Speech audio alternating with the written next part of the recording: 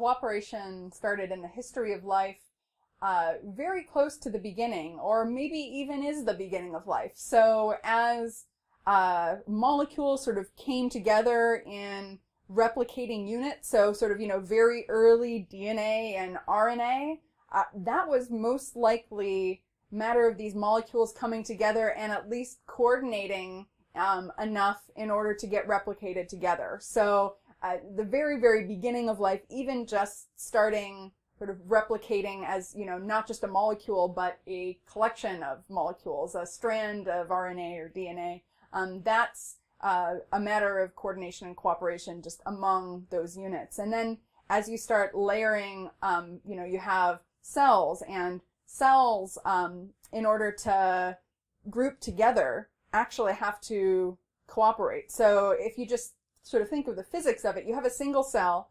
and it might have a, perfectly fine life as an individual cell, but the minute you start putting cells together, they can't get the resources that they need just through diffusion, because the cells in the middle, they don't have access to the nutrients and the light and oxygen. So they have to actually transfer resources to the cells in the middle in order to be viable as a cluster of cells.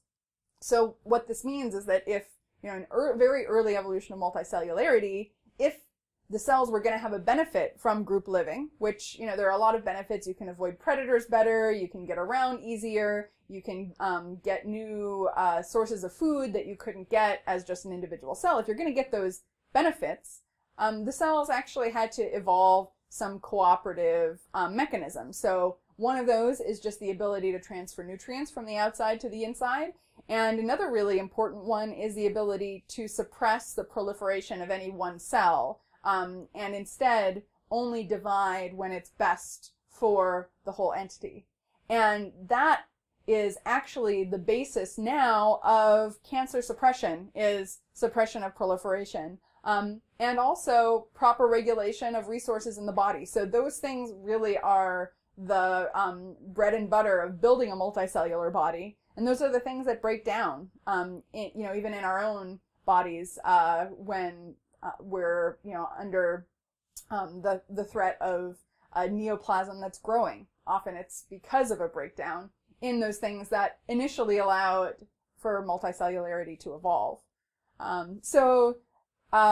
guess that kind of sums up the issue of, when you're going sort of from the beginning of life to a multicellular body. And then when we're thinking about societies, right? So we have, groups of humans. So cooperation also applies to thinking about scaling up from individuals to societies. We have many sort of levels of hierarchy, especially in modern human societies. But at the very, basic level of interactions, we have bonds between individuals in dyads, so in groups of two, where individuals, help each other and share, and, pair bonds are a great example of this, bonds between parents and offspring. Then we have, larger groups that have bonds, whether we're talking about like an extended family unit or a cultural or religious group. We sort of start to then expand those circles.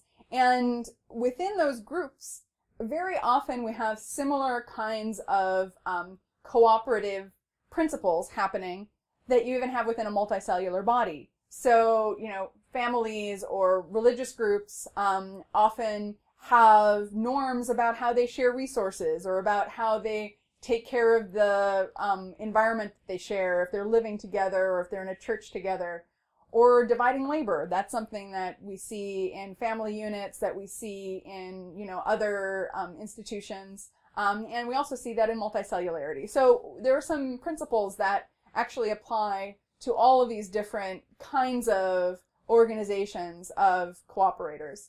And as we get sort of to larger and larger groups, there's benefits that you get as you get larger and larger groups, because you can divide labor more effectively.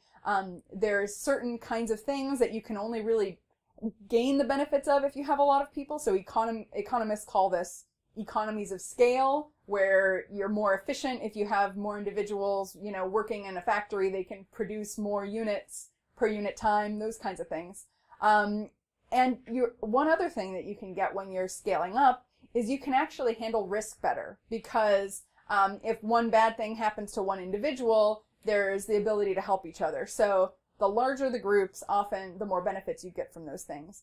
But the larger the groups, the more work it is to actually detect cheaters and suppress cheaters. So as the, benefits for increasing group size are there, you're also getting these costs of having increasing group size, and they have to be dealt with somehow. So I think that is kind of the fundamental tension of scaling up cooperation, is how do you, realize those benefits from the cooperative interactions while not having too high costs of detecting and suppressing cheating.